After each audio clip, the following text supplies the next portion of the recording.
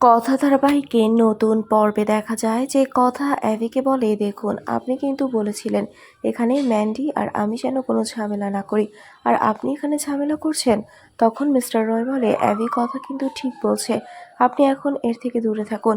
এদিকে দাদু বলে, পালের কথাটা ব্যবসায় উন্নতি করার জন্য কথা আমাকে ব্যবসা নামাচ্ছে। এদিকে অ্যাভিকে স্টেজে ডাকে, তখন কথাকে যেতে বললে কথা বলে, আমি যেতে পারবো না, আমি গেলে কর্তা দাদু যদি কিছু মনে করে। একথা শুনে চলে যায় অ্যাভি। ম্যান্ডি আর রয়কে নিয়ে গিয়ে সবটা ঘুরে বললে, অ্যাভির কাছে জানতে চাইলে হার্বাল টি কী কাজে লাগে জানতে চাইলে অ্যাভি বলে, আমার থেকে ভালো বলতে পারবে কথাগুলি। এটা শুনে দাদু রেগে যায় আর বলে, বাড়ির বউকে দিয়ে ব্যবসা করাবে। অ্যাভি তখনই বলে, কথা আমাদের ক্যাফে টি রিচার্জ করে। তখন কথা স্টেজে গিয়ে সবটা বুঝিয়ে বলে। তখন একটা সাংবাদিক ইংরেজিতে প্রশ্ন করলে কথা ঠিকমতো উত্তর দিতে না পারলে অ্যাভি গিয়ে উত্তর দিয়ে দেয়। এটা দেখে রেগে যায় ম্যান্ডি।